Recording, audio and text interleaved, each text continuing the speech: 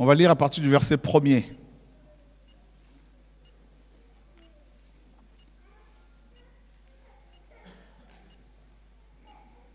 Et immédiatement, dès le matin, les principaux prêtres tinrent conseil avec les anciens et les scribes et tout le Sanhédrin. Et ayant lié Yehoshua, ils l'amenèrent et le livrèrent à Pilate. Et Pilate l'interrogea. « Tu es le roi des Juifs ?» Et répondant, il lui dit, « Tu le dis. » Et les principaux prêtres l'accusaient de beaucoup de choses. Mais Pilate l'interrogea de nouveau. « Ne réponds-tu rien? Vois combien de choses il témoigne contre toi. » Mais Yehoshua ne donna aucune réponse, ce qui étonna Pilate. Or, à chaque fête, il relâchait un prisonnier, celui que demandait la foule. Or, il y en avait un nommé Barabbas, qui était prisonnier avec ses compagnons d'insurrection pour une insurrection. On a traduit littéralement, hein, dans laquelle il...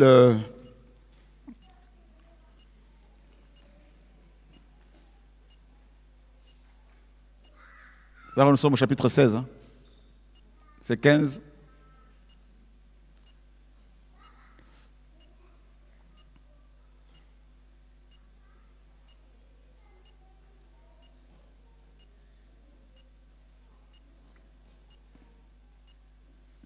Voilà. Or, il y en avait un nommé Barabbas qui était prisonnier avec ses compagnons d'insurrection pour une insurrection dans laquelle ils avaient commis un meurtre. Et la foule, poussant un cri, se mit à demander ce qu'il faisait perpétuellement pour eux. Mais Pilate leur répondit en disant, « Voulez-vous que je vous relâche, le roi des Juifs ?» Car il savait que les principaux prêtres l'avaient... Ouais, ça arrive, hein. Ça bug.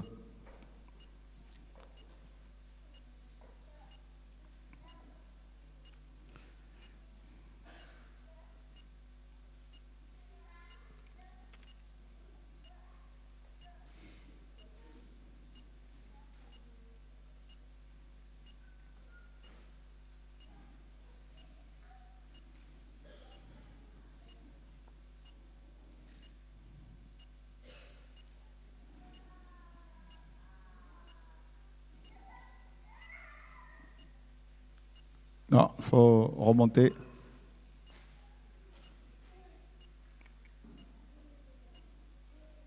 Encore, voilà.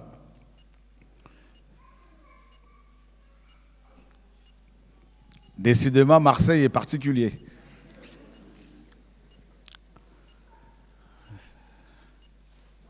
C'est une cité particulièrement chargée, mais il y a une promesse du Seigneur selon laquelle des vies seront transformées ici, complètement transformées. Ouais. Il ne faut pas mépriser les jours de faible commencement pour rassurer les frères et sœurs qui se posent des questions.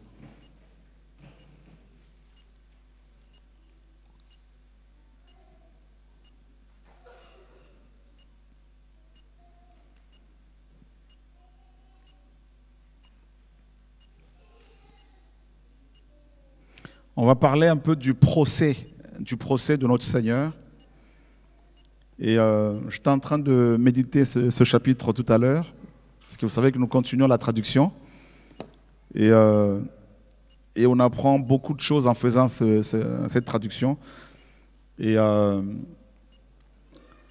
on apprend énormément de choses, des choses qui ont été cachées, des vérités bibliques qui ont été cachées, qui dérangent.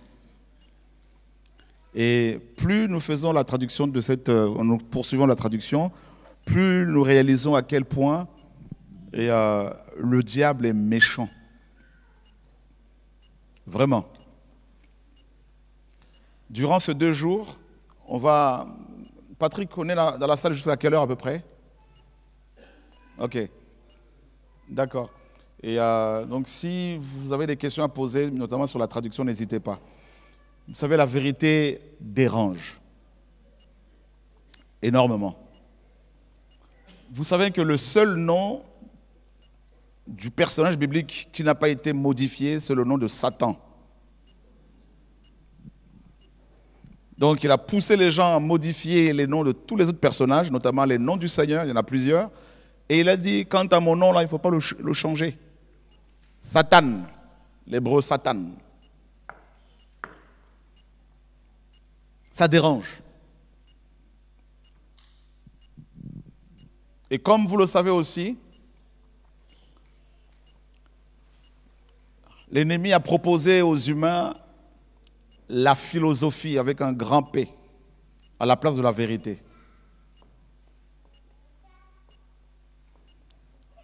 Et vous allez tout au long de ces 2 jours comprendre aussi pourquoi ceux et celles qui défendent la vérité sont autant persécutés, décriés, insultés, voire même tués. La vérité.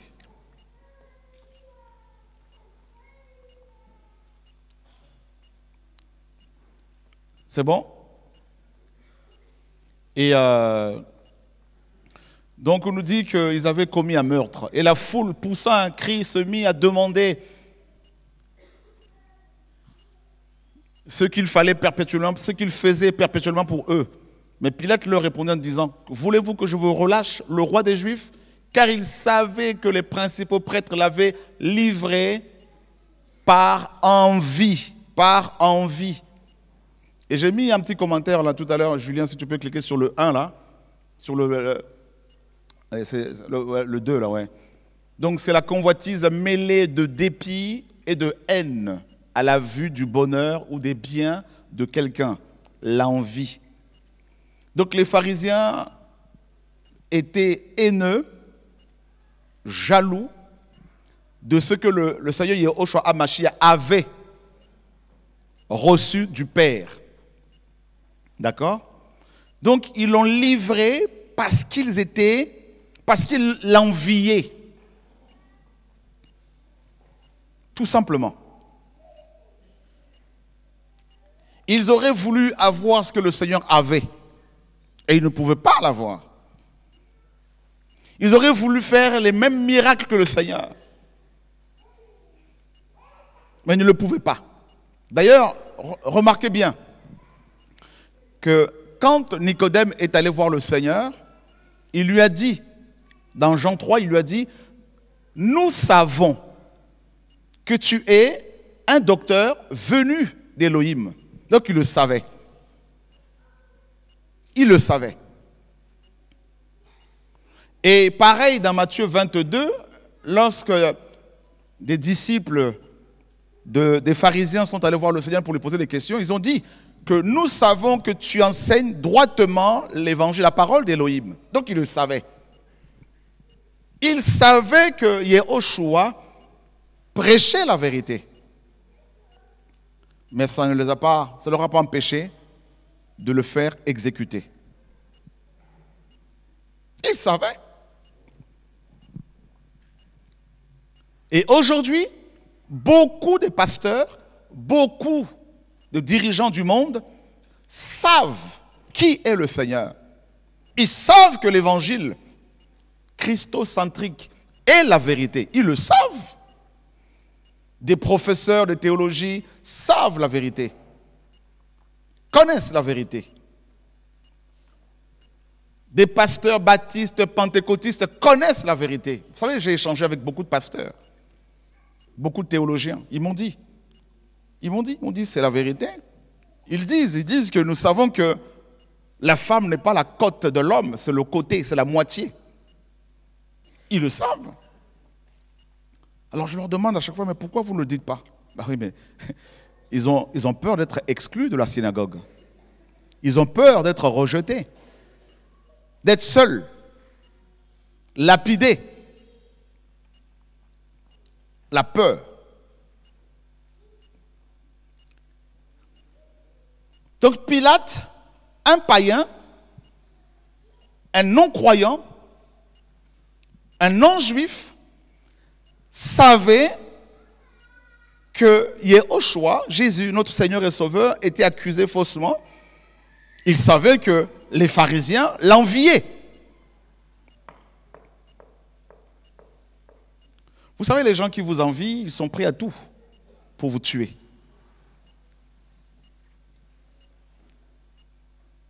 Et les envies, les désirs.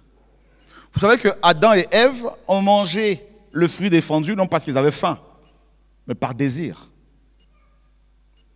Pourquoi le monde est dans cet état-là? Les désirs, les envies.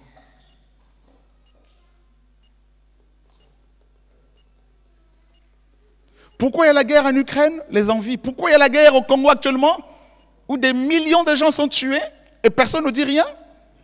Les envies. Comment ça se fait que l'Union européenne, comment ça se fait que l'Union européenne a pu signer un contrat avec le Rwanda, je ne fais pas de la politique, pour les minéraux qui sont volés par le Rwanda, pillés au Congo par le Rwanda. Et on nous parle du droit international, de la justice, les envies, les désirs.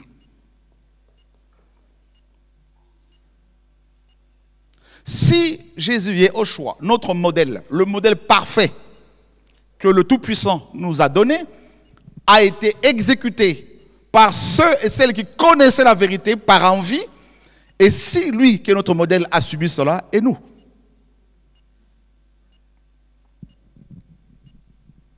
Pilate le savait. Mais à cause de la pression, lui qui était un grand homme politique, à cause de la pression du peuple, il a cédé. Lui, Pilate, un Romain, poussé, pressé par des Juifs, et il a cédé. Combien de chrétiens ne cèdent-ils pas à cause de la pression? Combien de pasteurs ne cèdent-ils pas à cause de la pression? Beaucoup. Vous savez, pour traduire cette Bible, la pression que nous avons subie, que j'ai subie, vous n'avez même pas idée. La pression spirituelle, au niveau de la pensée. La pression des faux frères. Oh oui. Je me rappelle, il y a quelques années, des pasteurs en Île-de-France avaient fait une émission sur une chaîne très suivie, traitant cette Bible de Bible d'Antichrist. Et la femme journaliste, qui elle aussi, bien sûr, est contre nous depuis des années, leur pose la question, l'avez-vous lu? Ils ont répondu, non, non, non.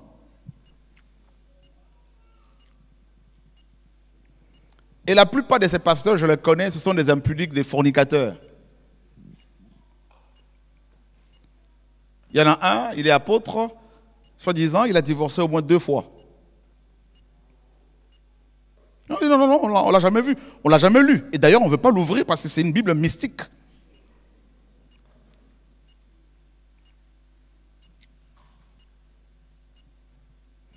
Il y a un pasteur de près de 80 ans au Cameroun, qui fait partie d'un groupe de pasteurs qui est dans une église baptiste ou pentecôtiste. Il avait reçu une Bible de sa petite fille, un exemplaire de celle qu'on a traduite, la Bible qu'on a traduite. Et il était tout content, il était bénissait le Seigneur. Je suis allé au Cameroun, il est venu au programme de réveil, il était très touché. Quand son pasteur, le dirigeant de son assemblée, a su que c'était une Bible qu'on a traduite, que nous avons traduite, il était enragé et il a mis la pression sur ce pasteur de plus de 80 ans. Son dirigeant est beaucoup plus jeune que lui. Et le pasteur de plus de 80 ans a cédé.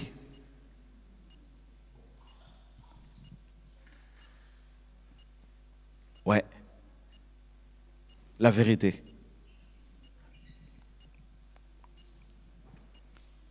Donc Jésus, Yehoshua, a été tué parce que les gens l'enviaient. Tout simplement. Il voulait avoir le message qu'il prêchait avec autorité, parce que les gens disaient, quand il prêchait, les gens disaient, il prêche comme ayant autorité et non pas comme les scribes. Et il y a même des scribes, des pharisiens qui disaient, ne voyez-vous pas que le monde est allé après lui? Nicodème, un grand docteur, estimé de tous, a dû se rendre de nuit, pas le jour, de nuit, auprès du Seigneur, parce qu'il avait peur d'être vu et rejeté par les autres. Il a préféré, mes amis, aller voir le Seigneur discrètement pendant la nuit pour ne pas être vu. Vous vous rendez compte, la pression que subissent ceux et celles qui aiment le Seigneur, qui aiment la vérité? C'est pour cela qu'il faut rappeler aux gens qui se disent chrétiens, qui se convertissent, qui se tournent vers le Seigneur, il faut leur rappeler que être chrétien implique la souffrance, le rejet, la persécution ou les persécutions. On peut même te tuer. N'oubliez jamais que tous les apôtres du Seigneur sont morts martyrs. Tous, selon l'histoire. C'est quand même terrible. Hein? Jean, le dernier à mourir, il avait plus de 80 ans quand il a été exilé de force par l'empereur romain Domitien sur l'île de Patmos. Être chrétien n'a rien à voir avec ce que nous a enseigné hier.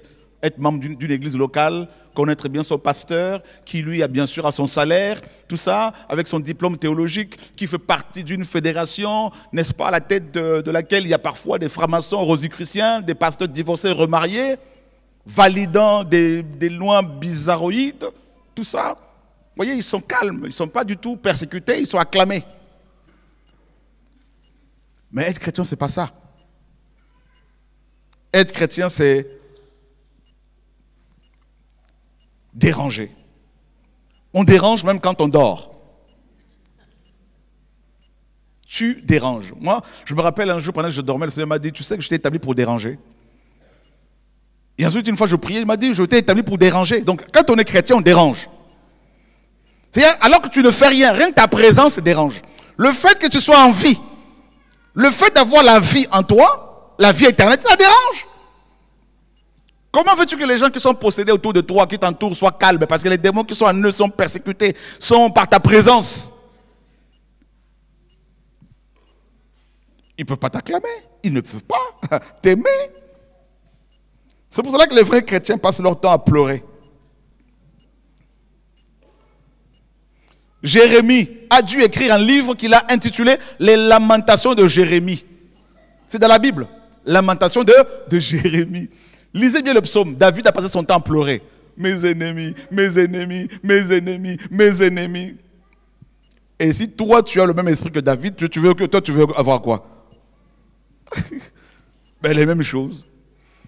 Il y a des prières, quand on les fait, il faut bien réfléchir. Quand on dit, Seigneur, remplis-moi de ton esprit, il faut bien réfléchir. C'est quand tu pries comme ça, tu dis, Seigneur, permets à ce que je sois haï, détesté, persécuté. Parce que plus tu es rempli de l'esprit, plus tu vas être haï de l'autre côté. Plus tu auras des procès.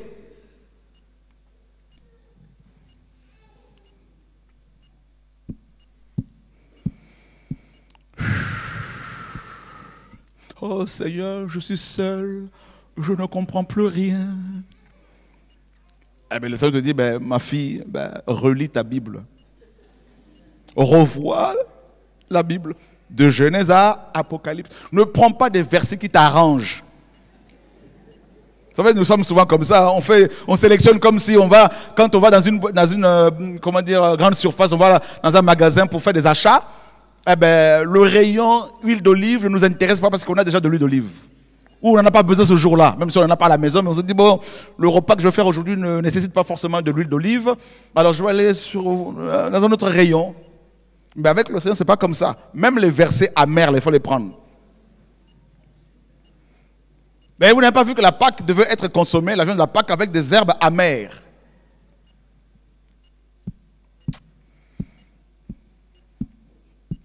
C'est pour cela que Jonas ne voulait pas répondre à l'appel du Seigneur parce qu'il savait. Quand le Seigneur l'a appelé, Jonas, lui, non, sauf qu'il peut. Mais tu vas fuir où? Où irai-je loin de ta femme? C'est psaume combien? Psaume. Où irai-je loin de ton esprit? C'est quel psaume? 139. Celui qui l'a écrit, je crois que c'est David. C'est ça, non? Pourquoi il a écrit? Parce qu'il avait essayé de fuir le Seigneur. Le procès du Seigneur, c'est aussi notre procès. Par envie. Pourquoi Caïn a tué son frère? Par envie. Voilà. Les humains, nous sommes remplis de désirs. On en a plein. Vous n'avez pas vu que souvent nous faisons les choses en fonction des autres? Dans une assemblée, vous allez voir une sœur qui va se marier et toutes les sœurs célibataires vont se mettre la pression. Seigneur, à quand mon tour? C'est pas normal. Seigneur, regarde, Élisabeth s'est mariée. Envie. Et nous sommes comme ça. À l'école, tu vas voir un élève avec des chaussures Adidas, ben ses camarades vont se mettre la pression, il va la transférer, la mettre sur leurs parents, papa, maman, oui. Eh bien, Georges a des baskets. Moi aussi, je veux les baskets, les mêmes. Les mêmes. C'est comme ça que nous sommes. Et ça nous tue.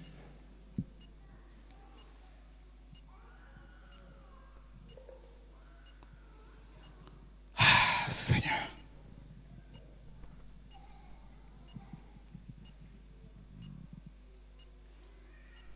Ils étaient pharisiens, ils étaient scribes, donc des grands docteurs. Ils parlaient couramment l'araméen, l'hébreu, le grec. Ils avaient la Torah. Ils auraient pu dire au Seigneur, oui, ce que tu fais, c'est ce que Ésaïe avait prédit. Donc, l'accomplissement de la prophétie d'Ésaïe, c'est toi. Alors, qu'est-ce qu'il faut faire? Que devrions-nous faire? Mais non, l'orgueil. Ils ont convoqué toute la cohorte, près de 600 soldats qui étaient là au tribunal pour assister au procès du Seigneur.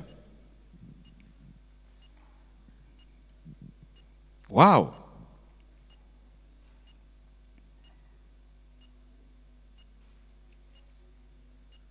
Juste par envie. Il y a des gens qui vont t'envier juste parce que tu es plus grand qu'eux, en taille. Et ta taille devient un problème pour les autres. Nous avons des problèmes, nous les humains. Il y a des gens qui vont t'envier à cause de tes cheveux. Tu n'as rien demandé au Créateur, hein? Rien.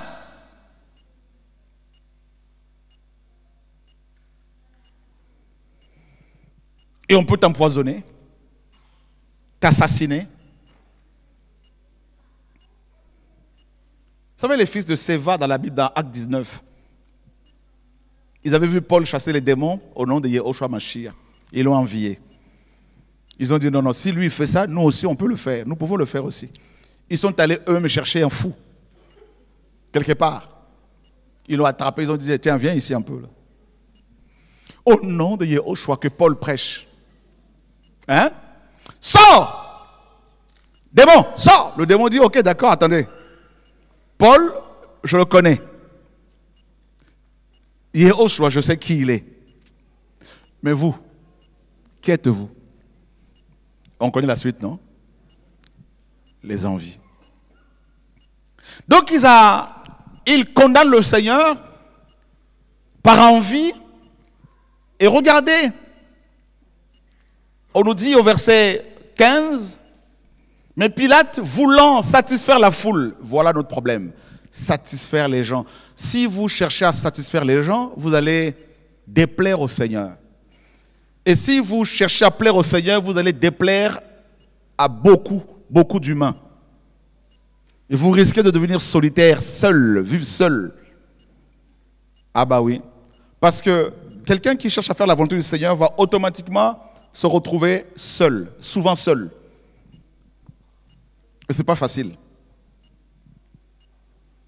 Pilate, le grand procureur, à cause de la pression, il va chercher à satisfaire la foule. Faire comme tout le monde. On n'est pas appelé à faire comme tout le monde. Tu n'es pas obligé de faire comme tout le monde. Non. Non. Le Seigneur n'est pas avec la majorité, il est avec le reste. Le reste. Et on nous dit, il va relâcher Barabbas, un brigand, un tueur, un meurtrier. Et après avoir fait battre de verge Yehoshua, il le livra pour être crucifié. Et regardez les soldats. Les soldats l'amenèrent dans l'intérieur de la cour, c'est-à-dire dans le prétoire, et ils rassemblent toute la cohorte. Près de 600 militaires romains vont être là au procès du Seigneur. Et les soldats l'amenèrent dans l'intérieur de la cour, donc ils vont l'amener dans la cour, ils vont le juger. Et ils le revêtent d'une robe de pourpre et posent sur sa tête une couronne d'épines qu'ils avaient tressée. Et ils commencèrent à le saluer en lui disant, « Nous te saluons, roi des Juifs. »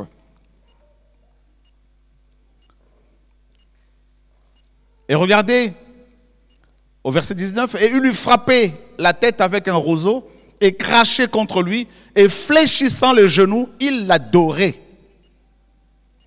Alors quand je me l'ai dit ce passage ce matin, je me suis dit, ça m'a beaucoup interpellé. Il l'adorait, c'est écrit.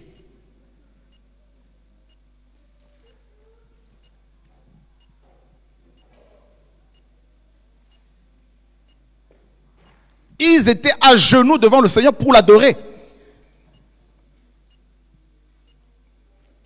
Et le Seigneur me disait ce matin, pendant que je méditais ce passage, eh bien, c'est comme beaucoup de chrétiens. Ils sont à genoux, ils m'adorent, mais en même temps, ils me crucifient. Ils s'opposent à ma vérité, à la vérité. Ça, c'est terrible.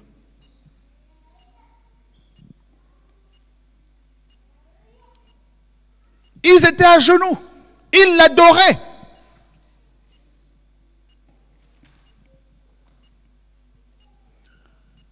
La vérité, des pasteurs me disent, hein, on sait que ce que tu partages là, c'est la vérité. Mais, je dis, mais pourquoi il y a le mais?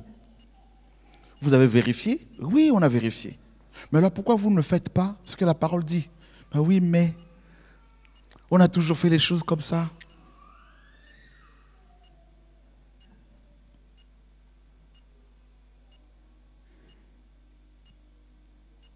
Vous avez vu le nombre de chantres chrétiens qui adorent le Seigneur, qui chantent pour le Seigneur, des pasteurs qui chantent, qui sont à genoux. Mais quand on commence à leur présenter la vérité, qu'est-ce qu'ils disent? Ah oui, mais c'est compliqué. Bah oui, mais nous sommes baptistes. Chez les baptistes, c'est pas comme... Oui, mais qu'est-ce que la Bible dit? Bah oui, mais nous sommes baptistes. Mais qu'est-ce que la Bible dit? Dans la Bible, je ne vois pas des baptistes. Je ne vois pas des catholiques, des pentecôtistes. Je ne vois pas des témoins de Jéhovah. Qu'est-ce que la Bible dit? Qu'est-ce que la parole dit? Ben oui, mais vous savez, la Trinité. Oui, mais la Trinité, elle n'est pas dans la Bible. Mais qu'est-ce que... Voilà une des raisons pour lesquelles je suis autant haï, détesté. Pas seulement moi, mais toutes les personnes qui dénoncent la Trinité. Vous savez, s'il y a une doctrine qu'il ne faut pas toucher dans le christianisme paganisé, c'est la Trinité. C'est la doctrine la plus importante. Pourtant, il n'y a aucun verset qui dit que la Trinité est biblique. Aucun. Pourtant, c'est la doctrine la plus importante. Vous touchez à ça, vous êtes complètement rejeté de tous. Rejeté.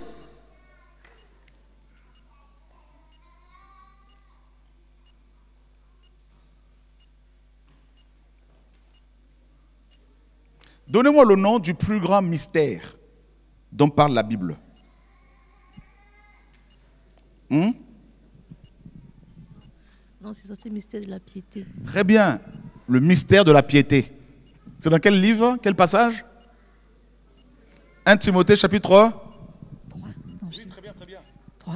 Amen. Chapitre 3, verset? Oui, je sais pas. Le verset 16. Allons voir ça. En fait, ce que le Seigneur a vécu dans Marc 15, c'est ce que les vrais enfants du Seigneur vivent dans les nations. Et c'est ce que nous allons vivre de plus en plus jusqu'à l'enlèvement de l'Église. C'est pour cela qu'il faut être préparé, il faut être bien enseigné. D'accord? Regardez dans 1 Timothée 3,16, il est dit quoi? Et sans contredit, le mystère de la piété est grand. Waouh! Elohim a été manifesté en chair, rendu évident, connu, révélé. Elohim a pris la chair humaine, le Tout-Puissant, la chair humaine. C'est le plus grand mystère. D'accord? Et regardez dans Matthieu 13. Regardez Matthieu 13. Regardez Matthieu 13.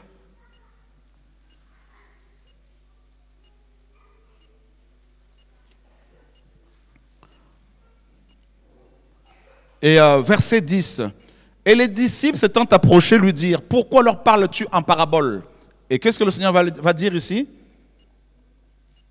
Et répondant, il leur dit, parce qu'il vous a été donné de connaître les mystères du royaume des cieux. Mais qu'à eux, cela n'a pas été donné. Vous pouvez expliquer à un pasteur, à un apôtre, à un président, du matin au soir, de janvier à décembre, vous pouvez essayer de lui expliquer, de leur expliquer la parole du Seigneur. Si le Tout-Puissant ne leur a pas donné la compréhension, à comprendre la parole, ils ne la comprendront jamais. N'oubliez jamais cela. La compréhension vient du Seigneur. Regarde dans 1 Jean 5, 20. On parle des mystères du royaume, il y en a plusieurs. Et le plus grand, c'est le mystère de la piété. 1 Jean 5, 20. Nous sommes un peu à l'école, hein. S'il y a des questions, quelqu'un peut lever la main, il n'y a pas de problème. Parce qu'on aime beaucoup l'enseignement biblique. Donc on a vu le procès du Seigneur, et c'est notre procès en même temps. Il a été crucifié par envie, parce qu'il avait des choses que les autres n'avaient pas. Et il a été faussement accusé. Parce qu'il défendait la vérité, parce qu'il est la vérité, il a été rejeté. D'accord? Parce qu'il a voulu expliquer le mystère du royaume des cieux aux sages, et la plupart l'ont refusé. Les ont refusé ces mystères. Dans 1 Jean 5, 20, il est dit quoi? Mais nous savons que le Fils d'Élohim est venu, et il nous a donné, donc ça c'est une nouvelle traduction, il nous a donné la compréhension pour connaître le véritable. Amen. Il nous a donné la compréhension. Donc la compréhension est un don du ciel. Alléluia. Waouh.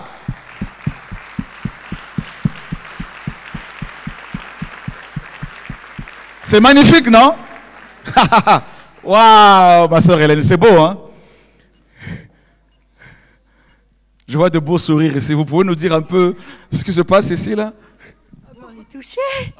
Quelle grâce. Ça un peu. Mais oui, pourquoi moi? Moi, je me dis pareil comme toi, mais pourquoi moi? Mais c'est ça. Alléluia, on acclame le Seigneur, magnifique Seigneur. Waouh. Regarde, c'est magnifique. Hein? Regarde, Jacques 1, 17. Voilà, l'Esprit me donne des passages comme ça coule. Oh, c'est magnifique. Est-ce qu'on peut faire un coucou au Saint-Esprit? Magnifique Saint-Esprit, alléluia. Jacques 1, 17. Oh, Soraya, c'est magnifique. Hein? Oh, on aime le Seigneur. Enfin, on essaie de l'aimer, quoi. Voilà. On essaye parce qu'on ne peut pas l'aimer véritablement sans le Saint-Esprit. Tout ce qui nous est donné d'excellent, et tout don parfait vient d'où? D'une école théologique? De Chorok et tout? De TV de vie? Nada. Du ciel. Alléluia. D'en haut. Et descendent du Père des Lumières, en qui il n'y a ni changement, ni ombre de variation. Tout don parfait. Et parmi les dons parfaits, il y a la compréhension des Écritures, frères et sœurs. Alléluia. Waouh, Seigneur.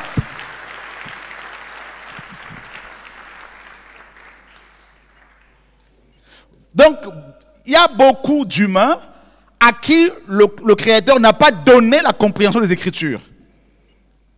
Et vous avez des présidents, des rois, des pasteurs, des prophètes, des apôtres, des diacres, des anciens. Ils n'ont pas la compréhension. Vous pouvez leur parler autant que vous voulez. Ils ne la comprendront jamais, cette parole. Parce que tout simplement, ils ne sont pas issus de la lumière.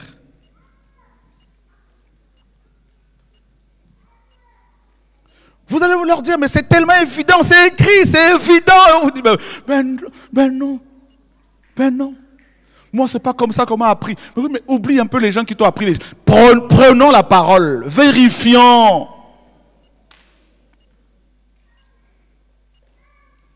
Pendant des années, j'ai essayé de faire comprendre à des gens qui pouvaient être proches de moi certaines vérités. Et je me rendais compte que beaucoup ne le comprenaient pas. Et un jour, le Seigneur m'a dit, pourquoi? C'est pas à toi de faire ce travail-là. C'est moi qui fais don aux humains de comprendre les choses célestes. Merci Saint-Esprit. Ah, il est magnifique le Saint-Esprit. Hein? Ah, quand il est à l'œuvre comme ça avec les versets, moi ça me... 1 Corinthiens chapitre 2. Regardez un autre passage qui vient de me souffler ici. 1 Corinthiens 2.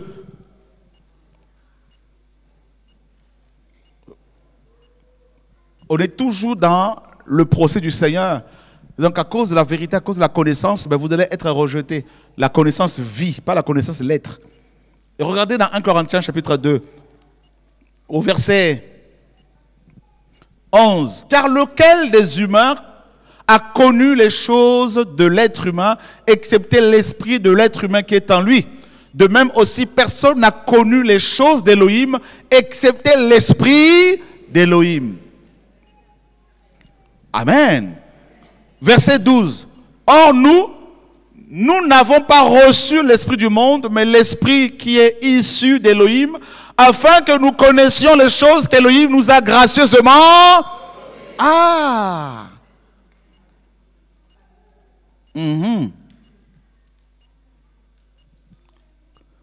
Desquels aussi nous parlons, non pas en paroles enseignées par la sagesse humaine, mais enseignées par l'Esprit Saint, interprétant les choses spirituelles aux spirituelles. Interprétant les choses spirituelles aux... Mais l'être humain animal ne reçoit pas les choses de l'esprit d'Élohim, car elles sont une folie pour... Waouh! Les chrétiens animaux, les pasteurs animaux, c'est-à-dire qui n'ont pas l'esprit d'Élohim, comment voulez-vous qu'ils comprennent les choses de l'esprit? De l'esprit, c'est impossible.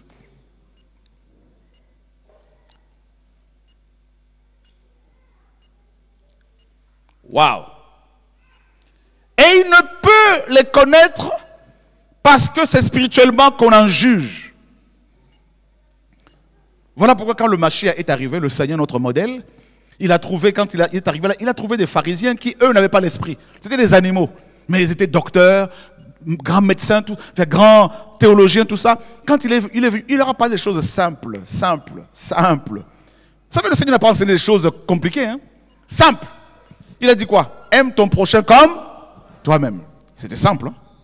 Pourtant, un prêtre et un lévite n'ont pas assisté l'homme battu par des brigands. Vous savez la parabole du bon samaritain? Ils n'ont pas assisté. Pourtant, c'était simple. Simple.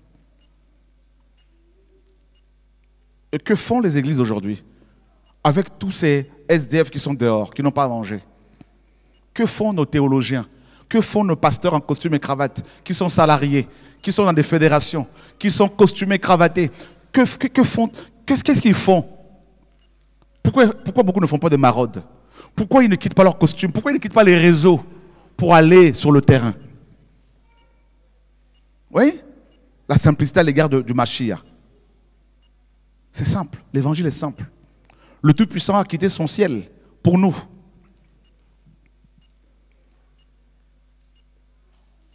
Waouh, Seigneur.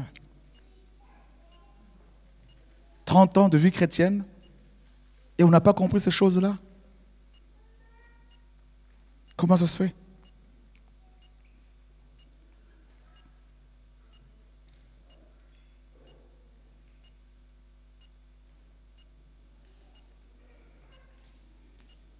Un jour, le Seigneur, il devait passer quelque part. On connaît l'histoire dans Luc 19.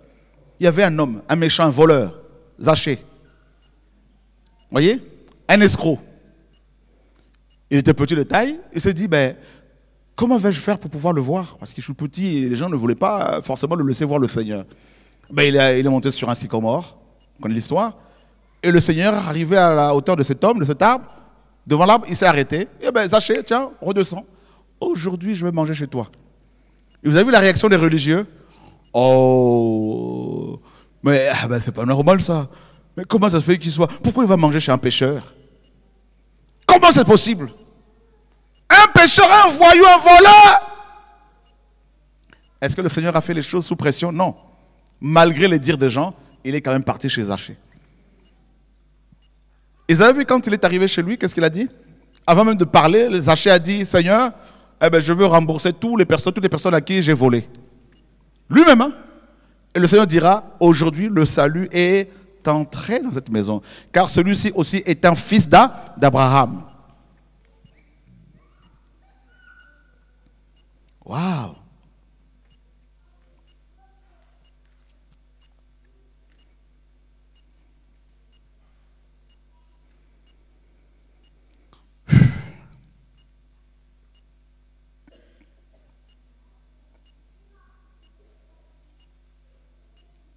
En fait, l'image que le Seigneur me donne des églises en Europe, pas toutes, mais la plupart, ce sont des boîtes de sardines, comme des boîtes de sardines, dans lesquelles les chrétiens sont frigorifiés, congelés et enchaînés, enfermés. Ces boîtes représentent des bâtiments, des maisons d'église, et aussi les réseaux dans lesquels les gens sont enfermés, croyant faire le ministère. Et ils passent à côté de l'essentiel.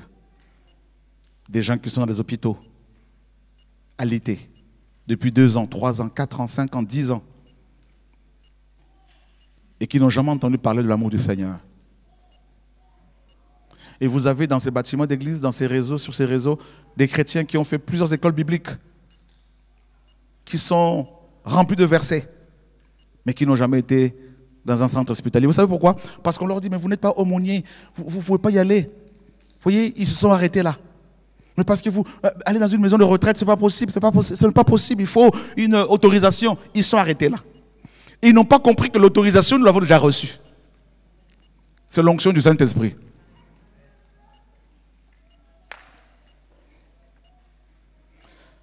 Dans ma tête, le mot impossible n'existe plus. Dans mon vocabulaire, ça n'existe plus. Impossible, pas chrétien. Tout est possible à celui qui croit.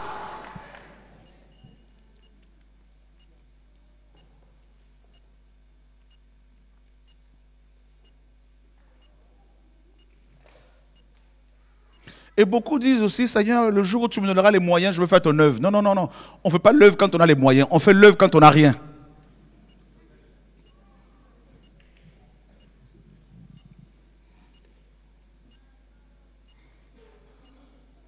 Moïse avait quoi comme arme pour aller libérer les enfants d'Israël en Égypte? Un bâton. Gédéon avait quoi? Rien. On lui dit, va avec la force que tu as. Mais quelle force que j'ai?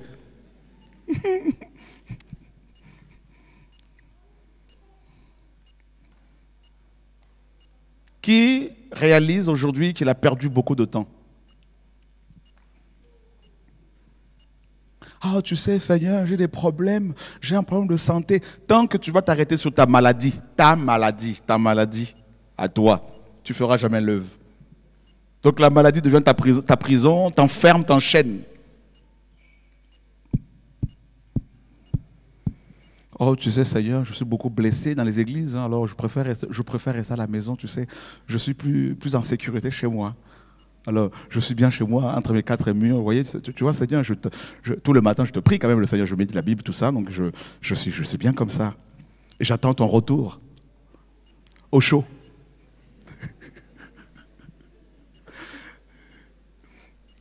Je suis bien chez moi. J'ai personne qui m'embête. Le diable est très loin de chez moi. Il n'est pas mon voisin, donc je suis tranquille ici, Seigneur. Et tu es avec moi, et puis on est bien ici tous les deux. Hein? On va rester sur cette montagne, on va dresser 3 tentes. Vous vous rappelez, non? Restons ici. Pierre disait, on est bien ici, hein, au chaud. On est tellement bien qu'il faut juste 3 tentes. C'est pas pour nous. Une pour toi, une pour Moshe et une pour Élie. Et nous, on va être dehors, mais on va être sur la montagne.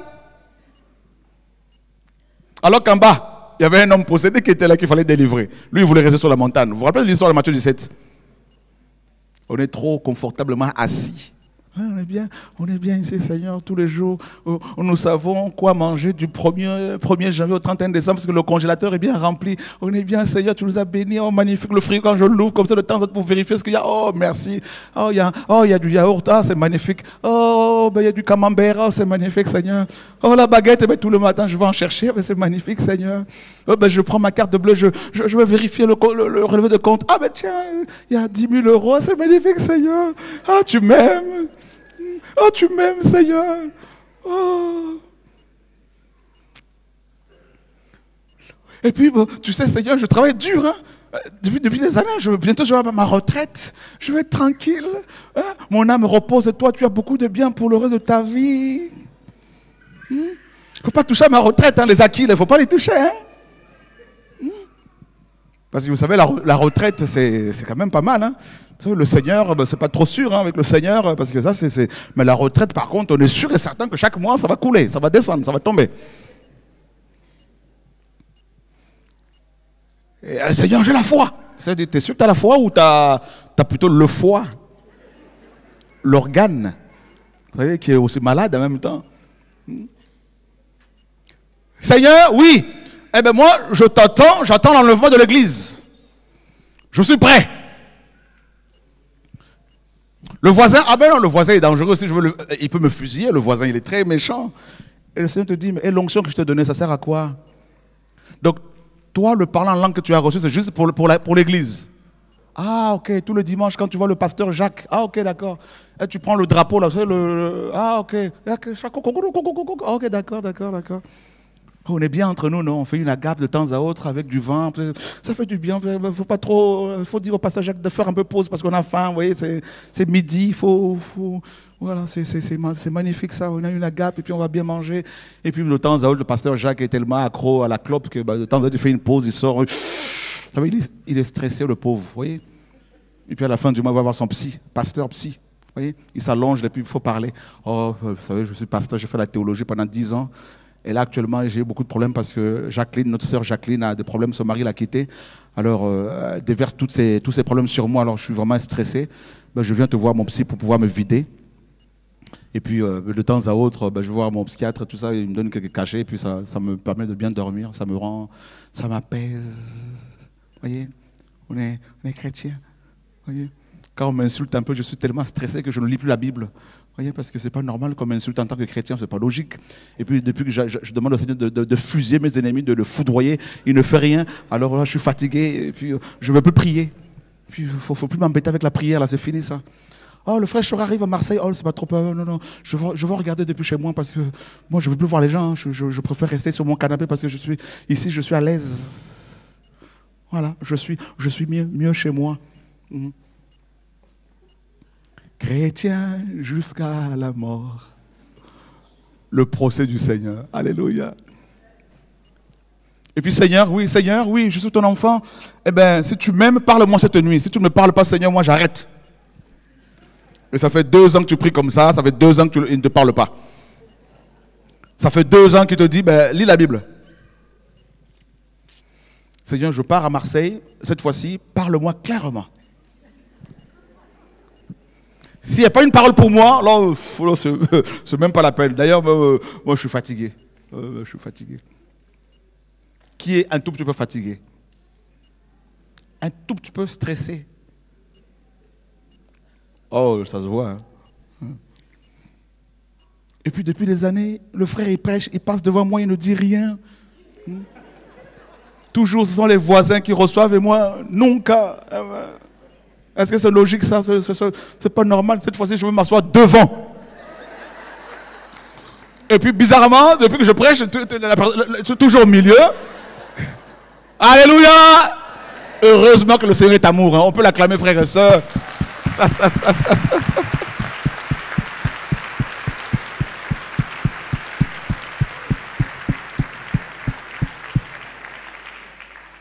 Il ne faut pas se voir la face. Hein. Il y a beaucoup de stress. Hein. Il y a beaucoup de souffrance sur terre quand même. Il faut pas... Vous savez, il y a beaucoup de chrétiens, quand on leur demande comment allez-vous, quand on leur pose la question comment allez-vous, ils disent oh, tout va bien par la grâce du Seigneur. Souvent, c'est très hypocrite. Alors qu'ils ont des problèmes, ils disent non, tout va bien. Et puis dès qu'ils se retrouvent seuls, Seigneur, sauve, touche mes enfants, touche ma mère, mon mari, oh Seigneur, oh je n'en peux plus, oh je n'en peux plus, oh je n'en peux plus. Ah, vraiment, c'est la vie chrétienne. Si le Seigneur nous avait annoncé à l'avance toutes les souffrances auxquelles nous ferions face, personne ne serait converti. Je vous dis, c'est une fois que tu es dans la barque que tu te rends compte que là c'est chaud. Et tu ne peux plus faire marche arrière parce que tu sais ce qu'il y a derrière. Alléluia. Nous autres là, que voulez-vous qu'on fasse honnêtement? C'est aller jusqu'au bout, jusqu'au bout, jusqu'au bout. Tu veux faire quoi d'autre? Tu sais très bien que l'enfer existe. Avant, tu ne savais pas, maintenant tu le sais. Tu sais très bien qu'il y a une vie après la mort. Tu veux faire quoi?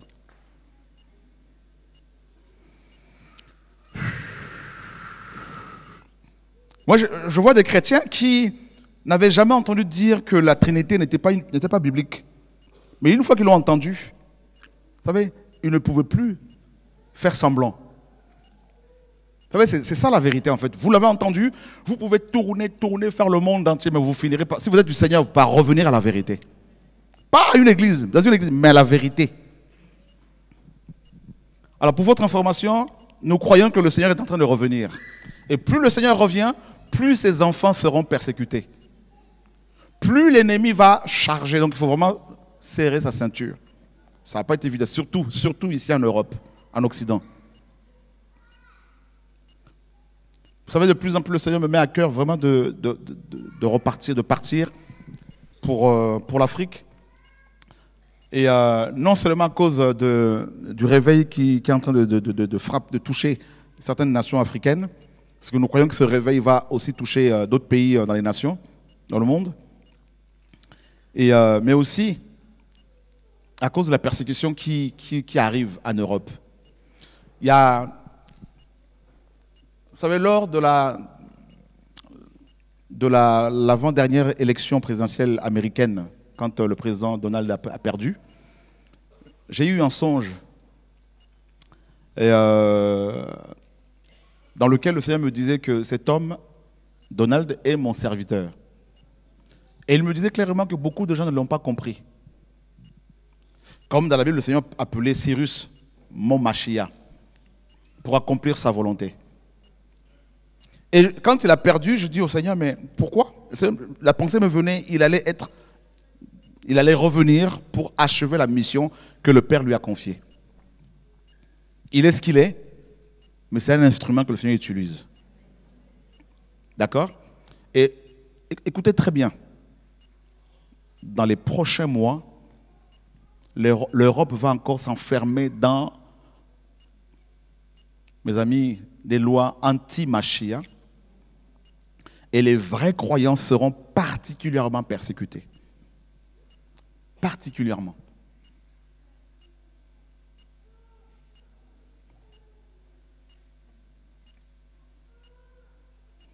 Vous allez voir de plus en plus... En fait, le monde va de plus en plus se scinder en deux. De plus en plus. D'un côté, on aura quelques nations qui vont défendre des valeurs bibliques et familiales. De l'autre, ça va être l'opposé. L'anarchie. C'est pour cela que le Seigneur m'a mis de plus en plus à cœur de m'organiser pour repartir définitivement en Afrique. Parce que de plus en plus d'autorités, de plus en plus de dirigeants africains sont touchés par la vérité. De plus en plus. Je ne sais pas pourquoi l'Esprit me pousse à en parler, mais il faut que nous soyons tous avertis.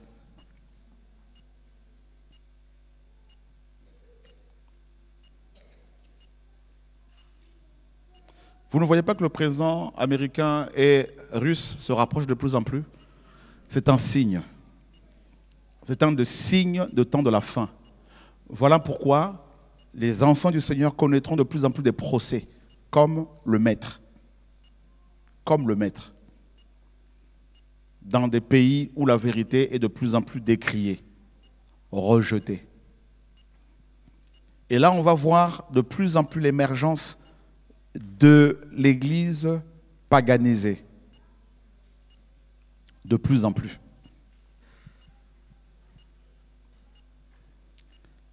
Et beaucoup de personnes qui aiment la vérité vont devoir aller ailleurs.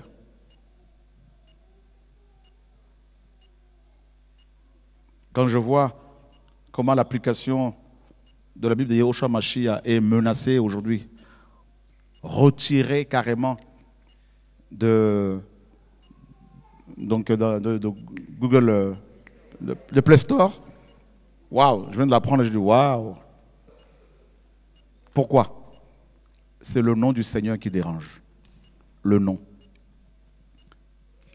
Un monsieur canadien blanc, il y a plus de 4 ans, un monsieur de plus de 80 ans, avait prophétisé. On m'avait envoyé la vidéo. On m'avait montré cette vidéo. Il disait que quand vous verrez des chrétiens crier partout le nom de Yehoshua, Yeshua, Yeshua, sachez que c'est le réveil. Et nous ne sommes pas les seuls à parler de son nom. Je ne dis pas que quand on dit Jésus, il n'entend pas. Il entend le Seigneur, il n'y a pas de problème. Mais ce nom la dérange, surtout dans le monde francophone. Parce que chez les Anglais, vous avez beaucoup de Bibles où le nom de Yeshua est restauré.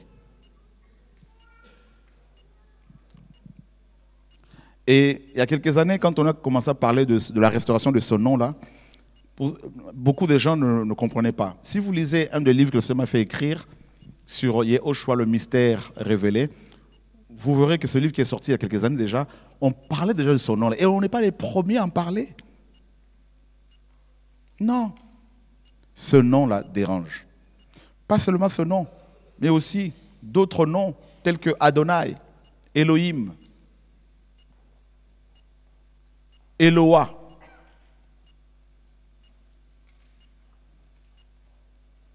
Des Bibles comme la Bible de Shuraki. Shuraki a restauré tous ces noms-là pratiquement. C'était un juif. Il est mort. Il a fait un grand travail quand même. Et il y a une autre Bible française qui a restauré, un monsieur qui a restauré quelques noms du Seigneur, comme Yeshua. Et on peut voir la comparaison sur Google, s'il te plaît, Julien. Sur Google, tu tapes comparaison Bible. Ça dérange.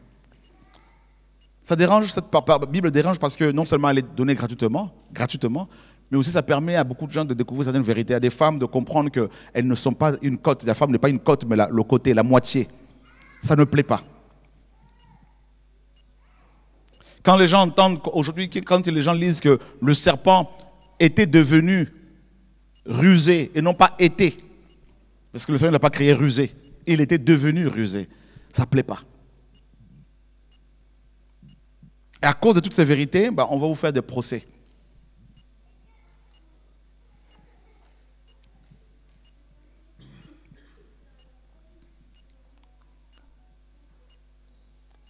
Comparaison Bible. Non, c'est pas ça. Tu vas sur Google, comparaison Bible, je vais te montrer le lien. Tu peux...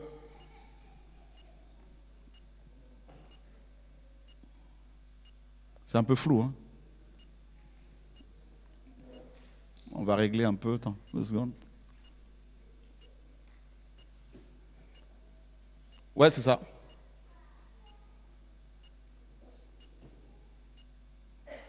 Ouais, tu cliques sur ce lien là, ouais.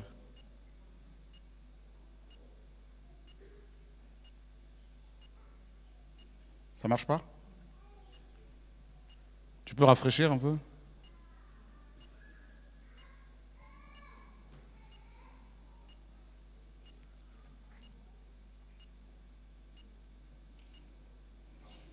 Non, ça marche pas. Ben, fais Shuraki, Bible Shuraki.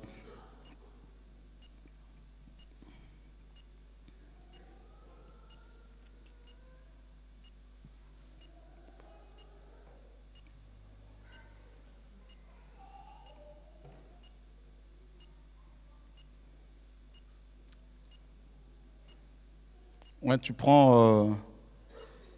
Tiens, Julien, ouais, va dans Pacte 9. Matthieu 2.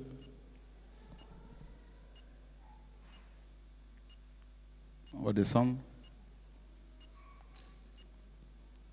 Ouais, on va vraiment descendre là. Au chapitre 2. Chapitre 2. Voilà, on va agrandir. Donc pour ceux qui ne connaissaient pas cette version, voilà comment Chouraki avait restauré le nom du Seigneur quand Yeshua. Et vous allez voir que il n'a pas traduit la lettre J.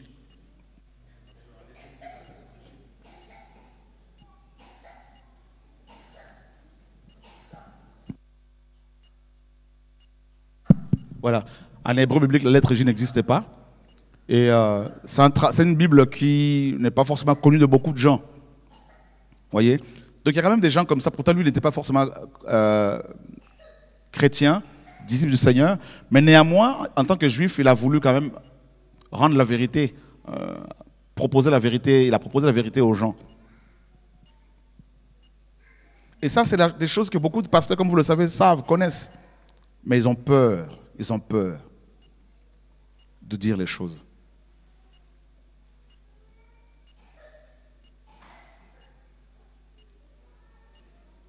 Pour finir, vous vous rendez compte que beaucoup de chrétiens, quand on leur pose la question, quel est le nom du Père? Posez la question, cette question à des pasteurs.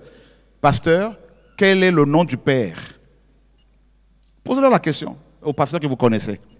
Vous allez être étonnés de la réponse. Il y a un grand pasteur français, très connu, grand selon les hommes bien sûr, mais très connu en France. Il a dit que le nom du Père était Père. Il y en a un autre qui est très suivi aussi en France. Il a dit non, j'ai une révélation, le nom du Père, c'est Père. Oh Seigneur, c'est chaud. Ça fait peur. Ça fait mal. Le nom du Père est Père.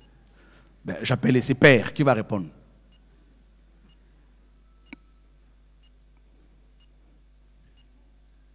Parce que dans Jean 8, 44, le Seigneur dit quoi? Vous êtes fatigué, hein? Si vous avez faim, on peut vous donner un sandwich, hein, je ne sais pas, ou de l'eau. Ça va, on aime l'enseignement, on peut rester ici toute la nuit. Hein. Le Seigneur a dit aux pharisiens, vous avez pour père le diable. Vous avez pour père le diable. Donc le diable est un père aussi. Ouais. Il a ses enfants. Maintenant, si le nom du Créateur c'est Père, là ça pose problème. Voilà. On peut ouvrir.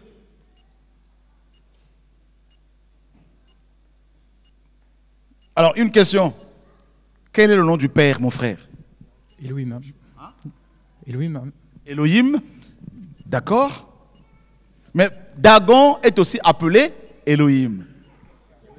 Yahweh, alléluia. Yahweh, très bien, très bien. Oui. Je suis, très bien. D'ailleurs, quand Moïse pose la question, Seigneur, tu m'envoies à libérer les Hébreux. Mais s'ils me demandent ton nom, que leur répondrai-je? Et Yahweh a dit quoi? Hein? Je suis qui je serai. Je sais qui je deviendrai. Hein? Je sais qui je deviendrai. Oui, d'accord, non, qui d'autre que? Je suis? Moi je suis? Non. Hein? Très bien, très bien, très bien. Hein? Je suis celui qui suis. Oui, ça c'est l'ancienne traduction, même d'autres ont gardé cette traduction, mais elle n'est pas vraiment biblique, elle n'est pas vraiment vraie. Attendez, on va vous montrer. Vous aimez la parole? Vous aimez la vérité? Bon, on va très bien. Regarde. On va prendre Exode, Julien, dans Lueur, qui n'est pas notre site, hein. C'est pas notre site à nous. C'est un site protestant ou évangélique, je ne sais pas. Mais en tout cas, on peut faire des bonnes recherches là-dessus. Julien, tu vas sur... non, en bas, lire la Bible. Exode 3. Non, c'est ici. Ouais, là, ouais. Exode 3, 14. Exode 3, tu mets seulement Exode 3. Et en dessous, lui second avec Strong.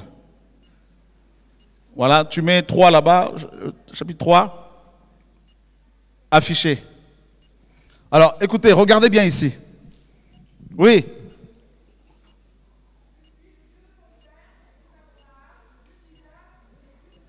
Oui, c'est pas vraiment ça. Alléluia. Alors regardez, suivez s'il vous plaît. On peut agrandir ici ou pas? Regardez le tableau. Alors on y va, on descend. Voilà encore. Voilà encore. Regardez au verset. Là, ce n'est pas notre site, hein? Donc je vais lire en 8 secondes ici. Regardez. Au verset 13. Moïse dit à Dieu, j'irai donc vers les enfants d'Israël et je leur dirai, le Dieu de vos pères m'envoie vers vous. Mais s'ils me demandent quel est son nom, que leur répondrai-je? Dieu dit à Moïse, je suis celui qui suis. C'est ça, non? Ok. Julien, clique sur le nombre là, 0961. Voilà, clique. Ça donne quoi ici? Le verbe Aya. Amen. On est d'accord, hein? Clique sur voir la fiche complète. Ça donne quoi? Regardez. La première définition de Aya, on descend, c'est être. Mais ce n'est pas le verbe être. Mais la vraie définition, c'est plutôt devenir. D'accord? Devenir. Julien, on revient en arrière. Et on va à côté, devant le nombre là en question. Devant le nombre en question, verset 13. 87, 99. Clique. Voilà. Alors nous allons voir ici le temps du verbe aya. Le temps du verbe en hébreu. Ça donne quoi? Regardez. C'est imparfait. Alors, on reste là 2 secondes. Pour votre information, il y en a qui le savent déjà. En hébreu biblique, il n'y a pas de temps. Ni passé, ni présent, ni futur. Ni futur, ça n'existe pas. Il n'y a pas non plus d'auxiliaire être ou avoir. Ça n'existe pas en hébreu biblique. Alors, il y a 2 formes de temps. Ce qu'on appelle l'inaccompli, l'accompli et l'inaccompli. Alors, l'inaccompli ici, c'est une forme d'imparfait. Mais en fait, c'est une forme de futur. D'accord? Donc, ce n'est pas, le Seigneur n'a pas dit à Moshe, je suis qui je suis. Non, parce que ce n'est pas du présent ici. Il a dit à Moshe, littéralement, je deviendrai qui je deviendrai. Vous êtes là?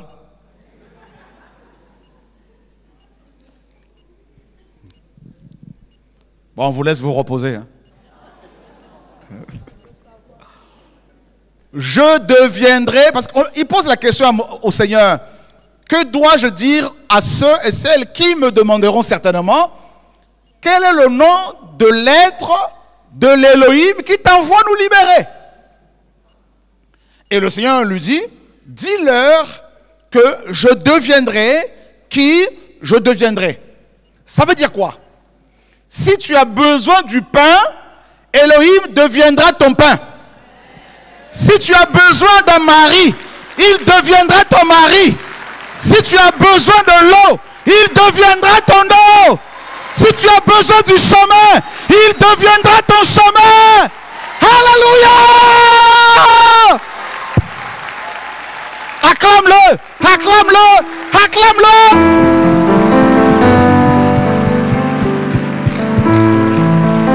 Alléluia. Alléluia. Oh! Yahweh, Alpha, Elohim, oh! Shaddai, oh!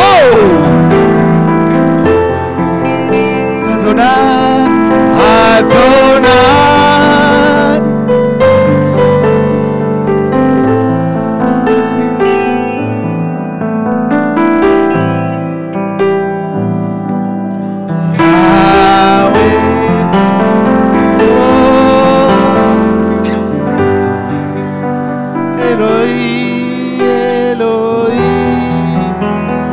Shaddai,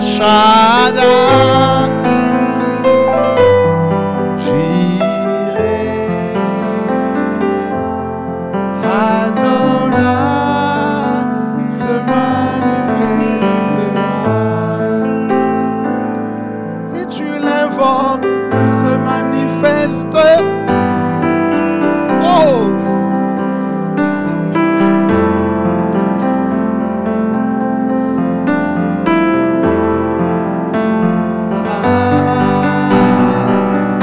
Si tu l'appelles, oh Yeshua! Wow! Woo!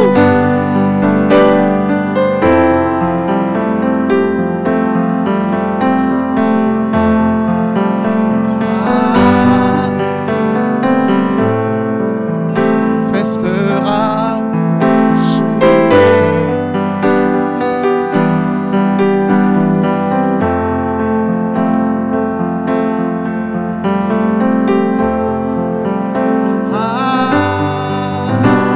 Yahweh, il se manifestera. Il se manifestera.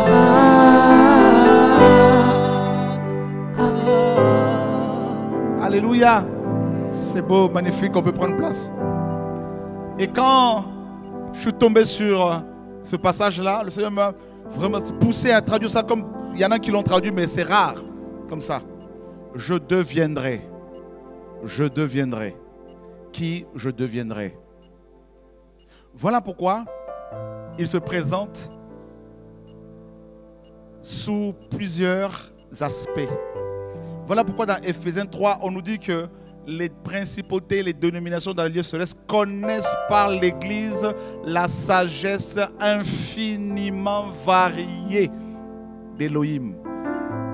C'est-à-dire, il se présente à toi comme l'eau de vie parce que tu as soif. Il est le seul à combler tous nos besoins. Voilà pourquoi dans Colossiens 2, Paul dit, nous sommes accomplis ou encore complets en lui. Tu es une femme célibataire, il est ton époux. Tu es malade, il est ton médecin. Tu ne sais pas où aller, il est ton chemin. Tu es dans les noirs, il est ta lumière. Tu es orphelin, orpheline, il est ton père. Ouf, alléluia. Tu es une brebis égarée, il est ton berger. Oh, alléluia. Tu es sans gardien, il est ton gardien. En fait, il est tout. Waouh, Seigneur. Et en lui, nous sommes comblés. Comblés. Complétés. Si tu cherches à être comblé par un homme, tu seras toujours déçu. Par un être humain, tu seras toujours blessé. Toujours blessé. Mais laisse le Seigneur répondre à tes besoins. Combler ce vide dans ton âme, dans ton cœur. Waouh! Il est le bon berger. Il est l'ami fidèle. Le Père dont tu as besoin, femme. Oh, oh, oh,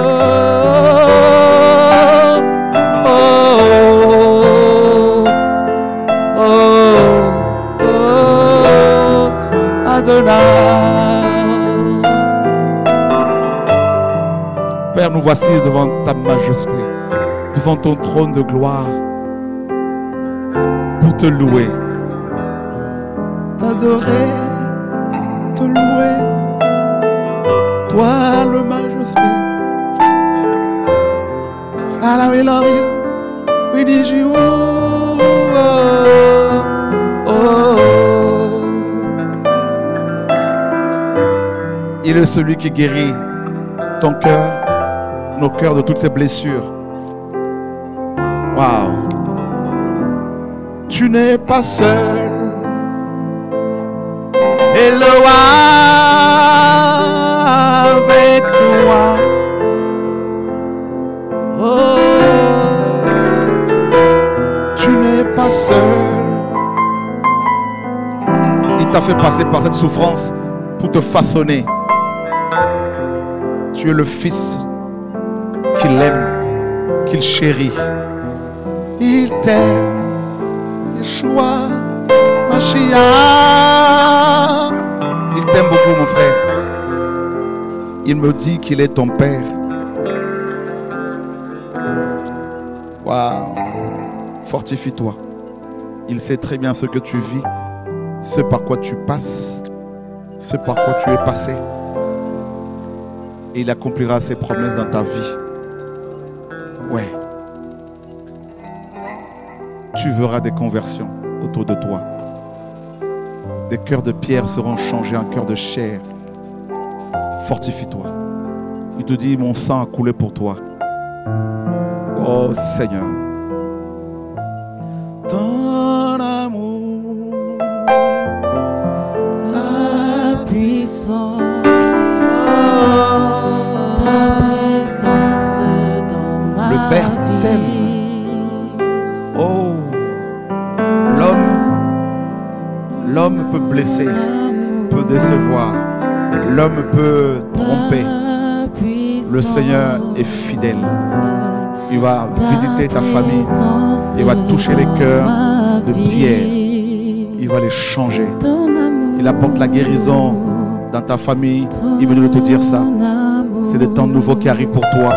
Il va répondre à toutes ces questions. Il va essuyer tes larmes. Il va te surprendre, t'étonner. Au nom de Yeshua. Alléluia. Il t'aime, le Seigneur. Et je veux t'adorer. Oh Père. Et je veux t'adorer.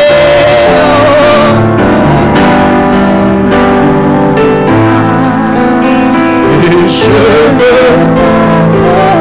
Père, merci.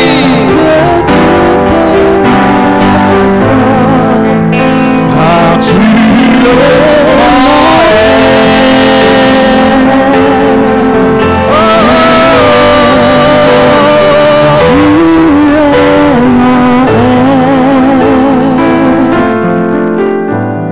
Tu es venu attiré par le Père Céleste, parce que tu as une mission à accomplir. La vérité que tu as reçue, tu dois la diffuser autour de toi. Tu ne pourras pas la cacher. Il t'a donné un cœur qui poursuit la vérité. C'est le cœur qu'il avait donné à Jérémie le prophète.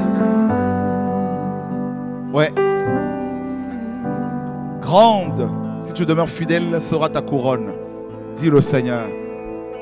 Toi qui te bats pour la vérité, pour la défense de la vérité. Ouais. Waouh.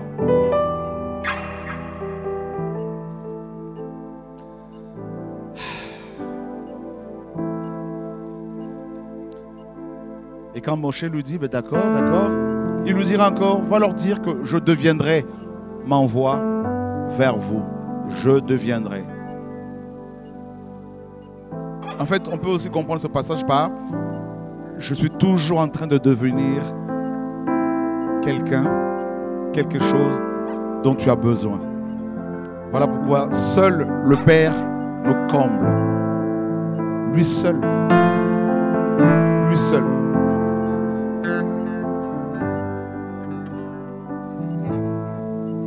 On peut avoir des milliards, on peut avoir des millions, on peut avoir des belles maisons.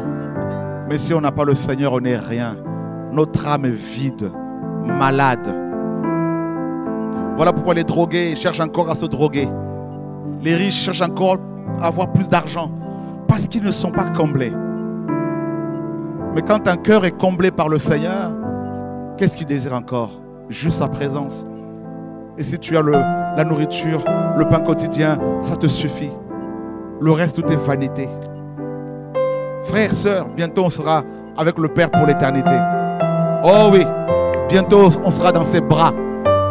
Et moi, je pense déjà à ce jour-là où on verra sa face telle qu'elle est. Frère, vous vous rendez compte? On va pouvoir caresser ses cheveux. Waouh, papa, c'est toi. Oh Père, c'est toi, mon Créateur. Waouh.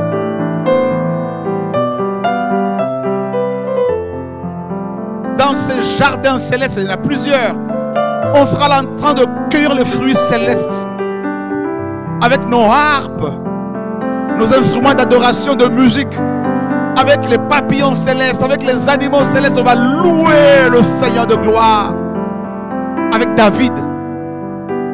Moi, je me vois avec David déjà sous un manguier là, mes amis là, en train de louer le Seigneur avec David avec sa harpe, tout ça. Moi, je ne sais pas quel instrument j'aurai. En tout cas, peut-être une belle guitare comme ça, mes amis là. Vous vous rendez compte avec Michael, Gabriel, avec tous les archanges.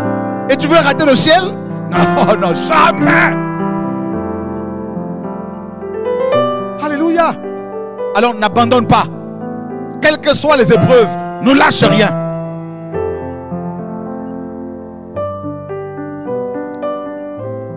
Tout va bien.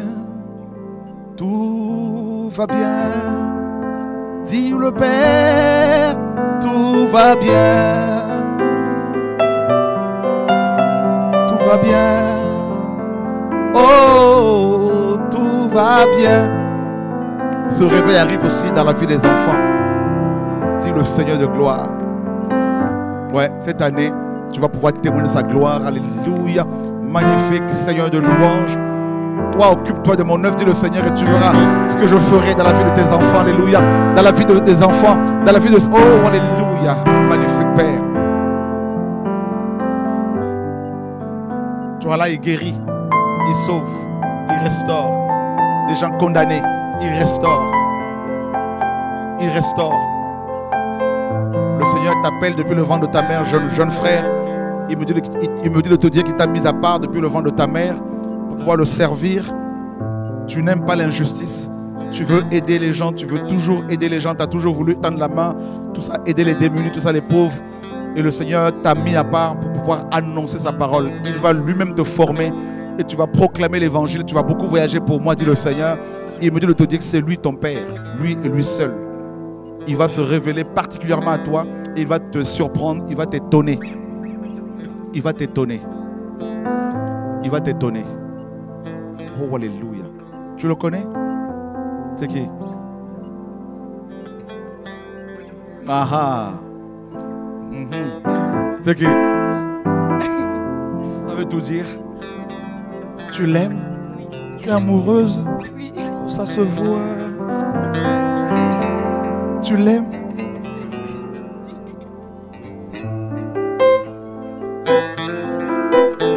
Oh, magnifique. Oh, magnifique. Je vois que tu as une Bible allemande. Hallo. Guten Tag. Alléluia. Tu parles allemand? Ja, natürlich. Where do you come from? Düsseldorf. Oh, Düsseldorf. C'est terrible ça. C'est un Allemand. Oh, magnifique Seigneur. Et moi, ça c'est magnifique ça. Mais vous savez que vous allez être puissamment utilisé par le Seigneur.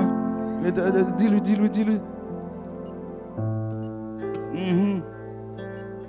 Ça fait combien de temps que vous êtes ensemble? 6 mois. 6 mois. Et tu l'as connu comment? En Allemagne. En Allemagne. Oh, il est baptisé. Il veut prendre son baptême aujourd'hui. Il veut prendre son baptême aujourd'hui. Oh! Alléluia! Oh Seigneur!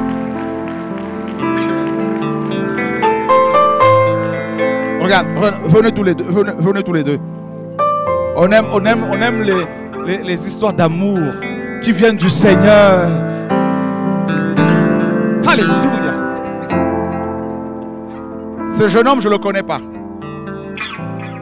Mais le Seigneur me dit qu'il a appelé depuis le ventre de sa mère. Il va se révéler à lui particulièrement après ce programme. Il y a un appel pastoral sur lui. Et le Seigneur va toucher toute sa famille.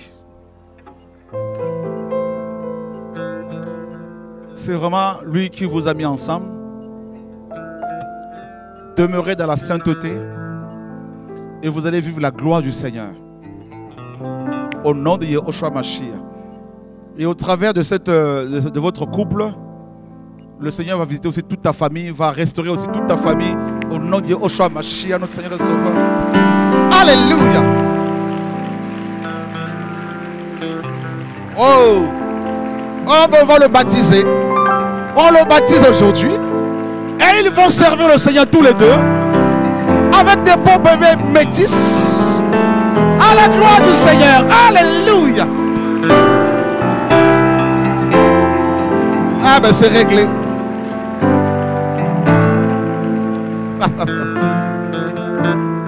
Ah ben c'est réglé.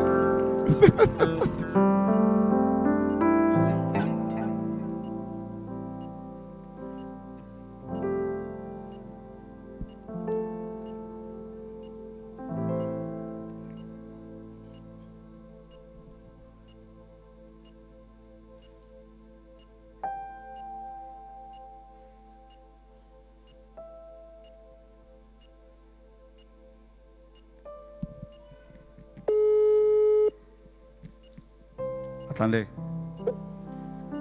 Il appelle quelqu'un pendant la... Non, mais c'est... Allô? Allô?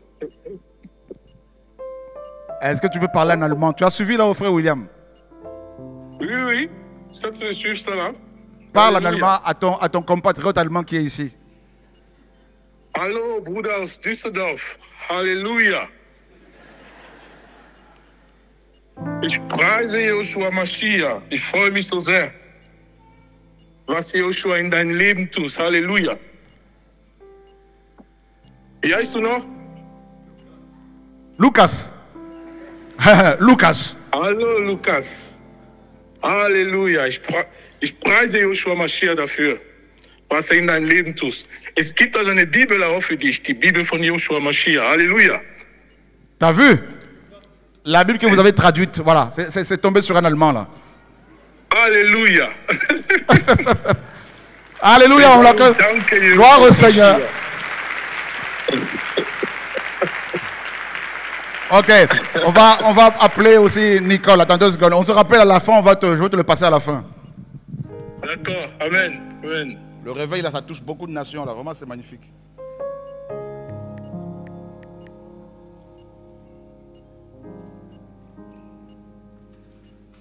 Qui vous a dit que l'Europe ne va pas être touchée? Ça vient, la jeunesse européenne, elle se lève, frères et sœurs. Vous allez voir, c'est... Oh, alléluia, moi je suis tout excité là. On va prier qu'ils reçoivent la double portion là, bien comme il faut. Là.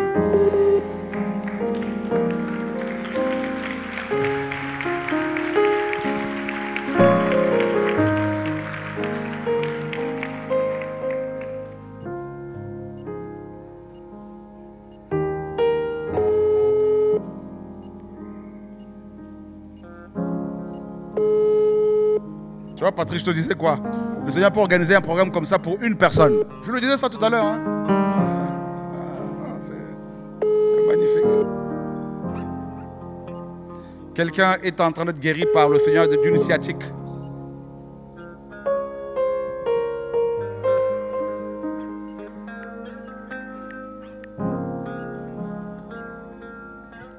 Vous savez qu'actuellement en Allemagne, il y a la montée de l'extrême droite.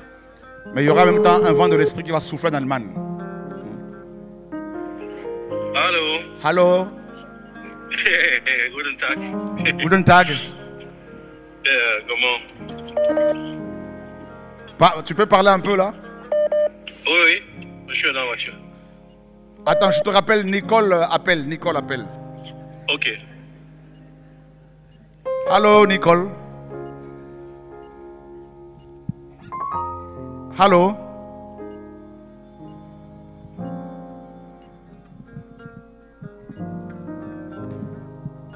Pourquoi ça passe pas? Oui. Allô? Attends, je te passe un Allemand comme toi. Nicole est allemande. Elle fait partie de l'équipe qui a traduit la Bible en allemand. Très touché. Son père aussi très touché. Ils sont de la Bavière. Et parce que ce jeune homme-là va être puissamment utilisé par le Seigneur. Il va mettre le feu là-bas en Allemagne. On voit la relève. Hein. Il nous prépare pour rentrer en Afrique. Et puis ici, il est en train de susciter des... C'est beau ça. C'est magnifique. Voilà.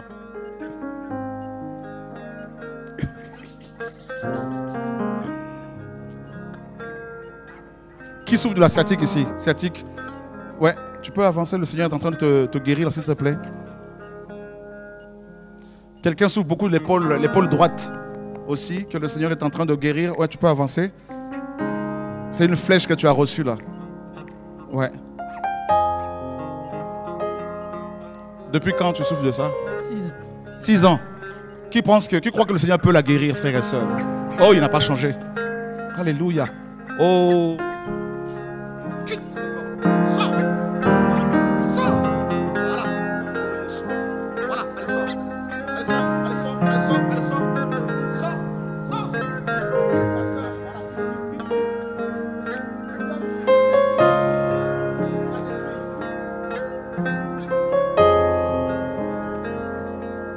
On lui a mis une ceinture mystique à cause de la sorcellerie familiale. Ils veulent la tuer par cette maladie-là qui, selon eux, est censée se transformer en cancer. Mais le Seigneur ne veut pas de cela. Au nom de Yeshua. Sors de ce corps. Voilà, tu peux maintenant bouger tes jambes là bien comme il faut. Au nom de Yeshua. Alléluia. Oh Seigneur de louange. Oh alléluia, gloire au Seigneur. Alléluia. Magnifique Saint-Esprit. Oh, il est magnifique. Le Seigneur a vu tes combats, tes épreuves, ta souffrance. Au nom de Yeshua. Alors qu'il est en train de réveiller Lyon, de toucher de plus en plus de frères et sœurs de Lyon, l'ennemi, n'est-ce pas, se lève. Le Seigneur te dit là, aujourd'hui c'est fini. C'est fini au nom de Yeshua Mashiach. Et d'ailleurs, il confirme que la Lyon là, le feu va prendre encore dans vos familles au nom de Yeshua Mashiach. Alléluia! Oh! C'est glorieux! Oh, c'est glorieux! C'est glorieux! C'est glorieux, glorieux, glorieux. Oh. Ah, il y a des guérisons ici, là.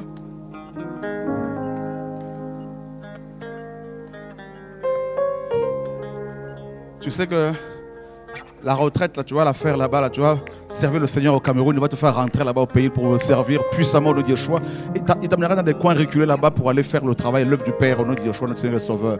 Il a vu tes larmes aussi là au nom de Yeshua. Pour les enfants, la famille, là, tout ça, et le Seigneur a vu, tout va bien. Tout va bien. Regarde l'épaule là, bouge là. Au nom de Yeshua, alléluia, gloire au Seigneur.